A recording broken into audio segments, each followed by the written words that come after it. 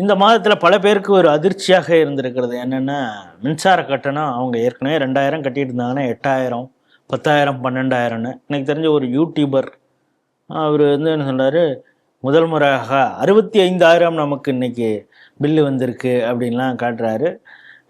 இப்போ காலையில் ஒரு வீடியோ பார்க்குறோம், என்னென்னா இபி ஆஃபீஸில் போய் வந்து சண்டை போடுறாங்க மக்கள். நான் 1500 மேலே இது வரைக்கும் வந்ததே இல்லை, 8500 பில்லு அனுப்பிச்சிருக்கீங்க, இது எப்படி கட்டுறது என்னன்னு. நீங்கள் வந்து அடுத்த வருஷத்தில் இதே மாதத்தில் நீங்கள் கால்குலேட் பண்ணி பாருங்க அப்படின்லாம் விளக்கம் நான் உயிரோடு இருக்கமுடியாடா அப்படின்னு இப்போ எதிர்கட்சியும் பேச ஆரம்பிச்சிருக்காங்க.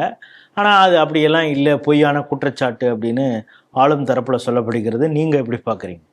அதுங்க, மின்சாரத்தில் கை வச்சாதான் ஷாக் அடிக்கும். இப்போ அந்த பேரை சொன்னாலே ஷாக் அடிக்கிற அளவுக்கு ஜோசப் விஜயோட ஆட்சி கொண்டு வந்து நிறுத்தியிருக்கு. மின்சாரத்துறை அமைச்சராக இருக்கக்கூடிய முன்னாள் பாஜகவை சேர்ந்த முன்னாள் பொறுப்பாளர் நிர்மல்குமார், இதெல்லாம் வந்து எல்லாரும் பொருளை கலப்புறாங்க அப்படின்னு ஃபர்ஸ்ட் ஆரம்பத்தில் சொன்னார். அவர் வந்து செந்தில் பாலாஜிக்கு எல்லா விதங்கள்லையும் டஃப் கொடுப்பாருன்னு நினைக்கிறேன்.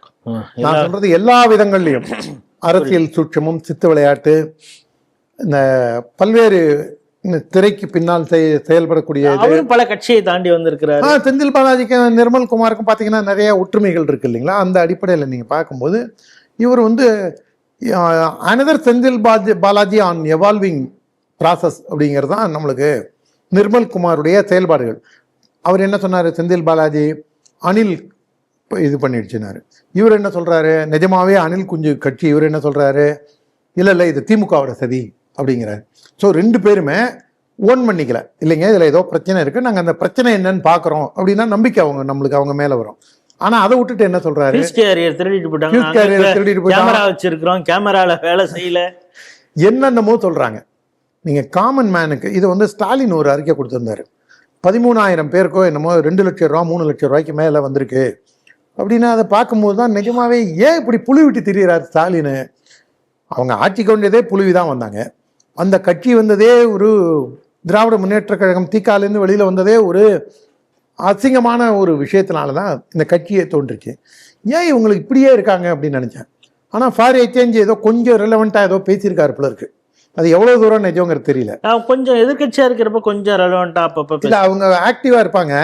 ஆனால் இந்த 3 மாதமாக பார்த்தீங்கன்னா அந்த எதிர்கட்சி கூட அவங்களுக்கு அப்பப்போ இவங்க ஃபியூஸ் பிடிங்கிடுறாங்க. இந்த ஜோசப் விஜய் தரப்புலேருந்து ஃபியூஸ் பிடுங்கிறதுனால அனிதா ராதாகிருஷ்ணன் கைது, மார்க்கண்டேயன் கைது, இவரை பாக்யராஜ் ரசிகர் மன்ற தலைவராக இருந்தார், அவருக்கு விசாரணை, இதில் திருவண்ணாமலைக்காரர் அவருக்கு விசாரணை, ஏவாவேலு, அப்புறம் உதயநிதி ரசிகர் மன்ற தலைவர் ஆளையே காணும், அட்ரஸே இல்லாமல் போயிட்டாங்க. செந்தில் பாலாஜி மேலே பிரேமா ஃபேஸ் இருக்கு, அந்த மாதிரி எல்லாமே சைலண்ட் மோடுக்கு போகிறாங்க. ஆனால் இதில் உண்மையான மக்கள் பிரச்சனையை அட்ரஸ் பண்ணாமல் ஒரு ஆடிட்டர் நேற்றுக்கு வந்து நீங்கள் எப்போல்லாம் இன்கம் டேக்ஸ் நீங்கள் ஃபைல் பண்ண வேண்டியதாக இருக்கும் அப்படிங்கும்போது நீங்கள் வந்து டேக்ஸ் 40 லட்சம் வந்து கம்பெனிக்காக கட்டுறீங்கன்னா கூட நீங்கள் ப்ரமோட்டர் வந்து ஐடி கட்டணும் அப்படின்னு ஒரு 5-6 க்ரைட்டீரியா சொல்கிறாரு.